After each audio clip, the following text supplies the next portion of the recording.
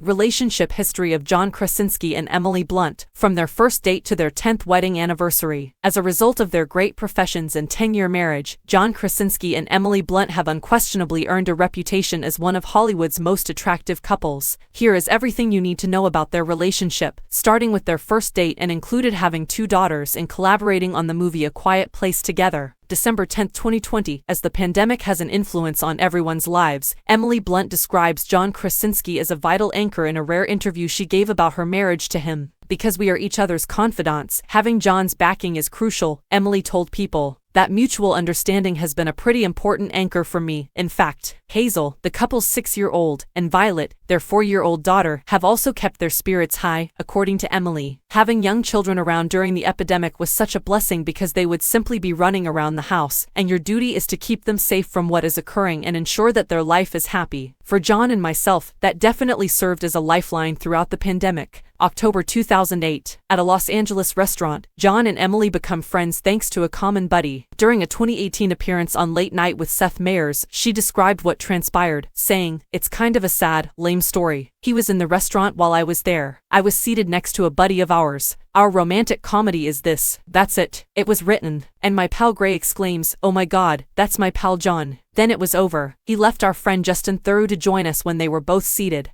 He was just standing there, making me chuckle. I sort of. Late 2008. On a shooting range, the couple went on their first date. He admitted to Conan O'Brien in 2012, "I decided on our first date, I'm gonna really hit the gas and bring her to a gun range. I believe that because I was so certain that I would never end up with her, I said, you know what, I'm gonna blow it right away and then that way you don't feel bad," she said. July 2009. While they are in La, John makes a very relaxed proposal to Emily. At the time, John admitted to Access Hollywood that she did cry after I cried, and we cried, and then everyone around us was crying. At the time, I believe that many were unsure of what was happening. Yet because we were crying, they too were crying. Yet it was excellent. She ultimately said yes, which is fantastic. It has a significant role in everything. January 2011. At the It's Complicated premiere in New York City in July 2010, the couple makes an early red carpet appearance together. John and Emily exchange vows in an outdoor ceremony at George Clooney's residence in Lake Como, Italy, almost a year after the groom proposed and the couple became engaged. John told Elle that George had remarked, "I have this place and you should feel free to use it.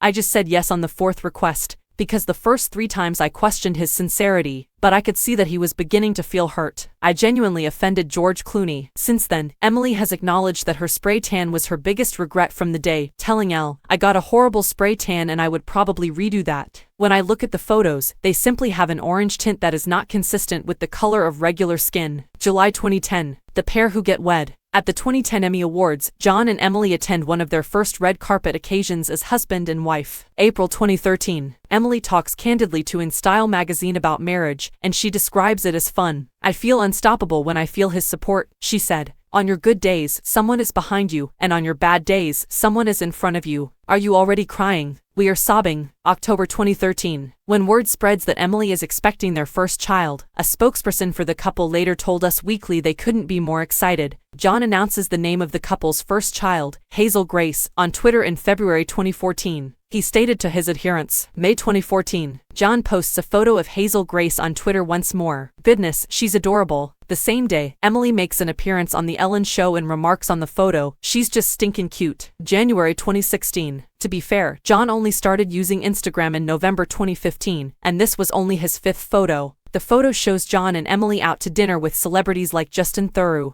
December 2014. John storms the stage during Emily's acceptance speech for Best Action Movie Actress for The Edge of Tomorrow at the 20th Annual Critics' Choice Awards. The nicest TV moment ever occurs as he runs up to give her a hug. December 2015. Nearly 2 years after welcoming their first child, the couple informs Us Weekly that Emily is expecting their second child. John tells the Daily Beast in June 2016 that Emily is amazing. John once more shares the birth of Violet, the second Krasinski Blunt child, on Twitter. "What better way to mark the 4th of July than to welcome our 4th family member? Our lovely daughter Violet was introduced to us 2 weeks ago. #Happy 4th," he said. The 16th of August. John discusses the benefits of getting ripped for the movie 13 Hours and tells Elle that it absolutely changed their sex life. Again, I say this completely out of selfishness, but being jacked is so much better for me because you feel so much more self-assured and picture yourself as this much more sexual person, which is very fun. September 2016. Emily's movie A Girl on the Train premiere is attended by John and Emily in January 2017. John praises Emily on Instagram once more, this time for being nominated for a SAG award for The Girl on the Train. He wrote, "So proud of this nominee." March 2017. John and Emily affirm that they are engaged in a joint endeavor in the form of A Quiet Place. John softly expresses his excitement about working with his wife in a message on Instagram to share the news.